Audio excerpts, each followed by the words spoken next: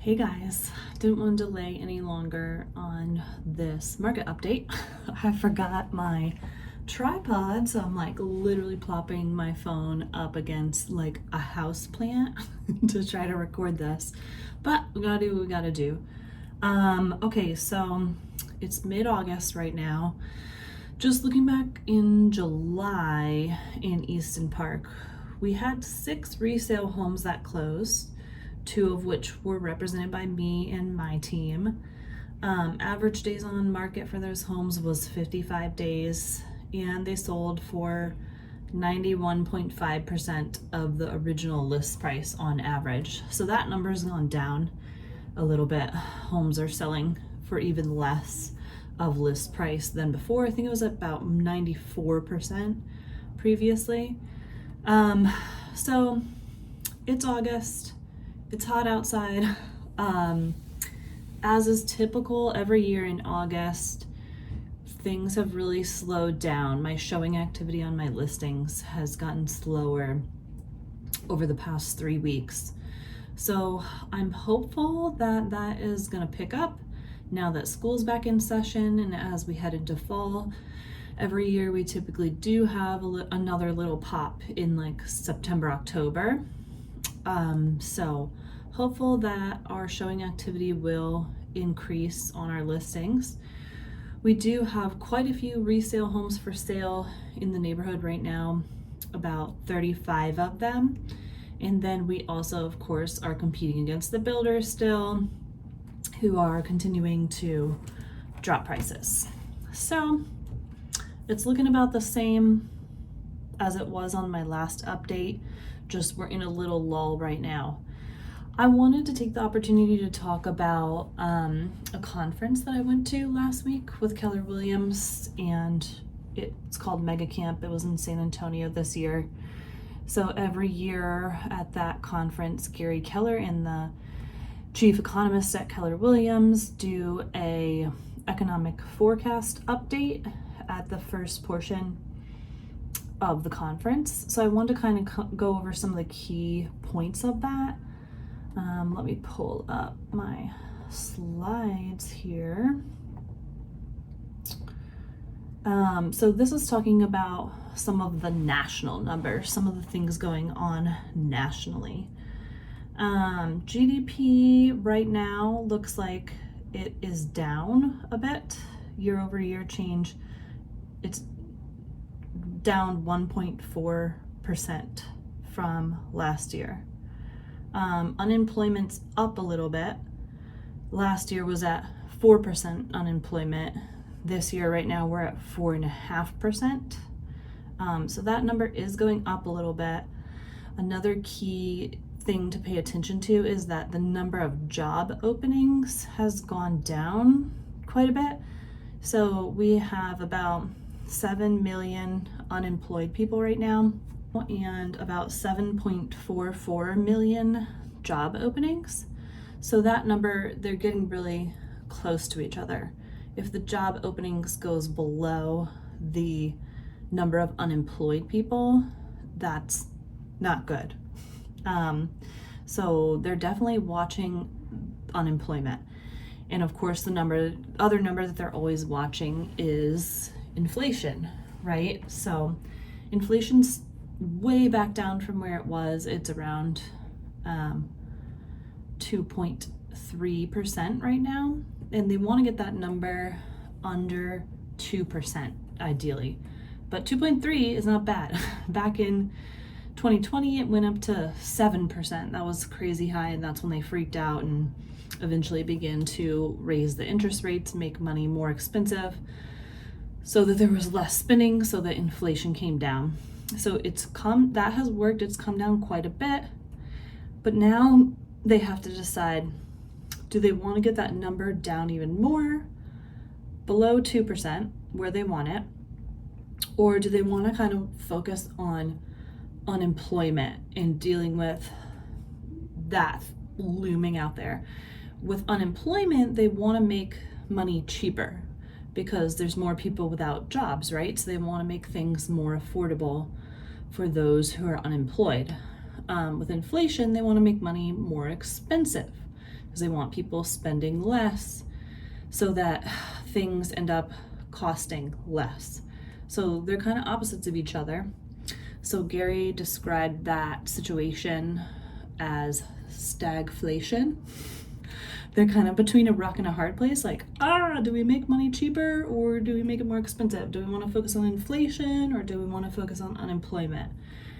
He did say when it comes close between those two, they do have a tendency to focus on unemployment, which would mean that they would hopefully continue to lower rates. And he did project that the rates would get lowered some more the second half of this year. He also projected that we'll have a little bit more in sales the second part of this year than we did the first part of the year, because the sales are a little bit behind at this point in the year of where they were at this point in the year last year, but it's pretty close. They're projecting 4.2 for annual sales.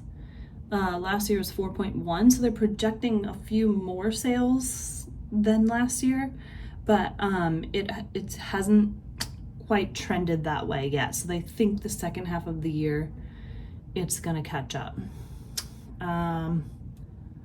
Let's see. So home prices. So the trend line, long-term trend, is 4% appreciation annually. Like, that's what you can generally expect from a real estate investment, is an annual appreciation rate of 4%. So they put that trend line back to the 90s and kind of swing it up on the graph 4% every year. We are just a bit above the trend line. We're about 8.3% above that line. So that means home prices are 8.3% higher than what they really should be. But looking back in time, there have been other times, like in 2006, home prices were 21% above the trend line. So much less affordable back in 2006. But of course, that time frame led to the crash. In 2008, 2009, the home prices went way down, and then they climbed their way back up to the trend line and passed it in 2021. So last year we were 9.9% above the trend line. This year 8.3 so far. So that's showing the home prices are coming down still. Inventory, there's a lot of areas of the country that are still experiencing low inventory. They don't have enough homes. Obviously, Austin, we have a ton of inventory. We are a buyer's market.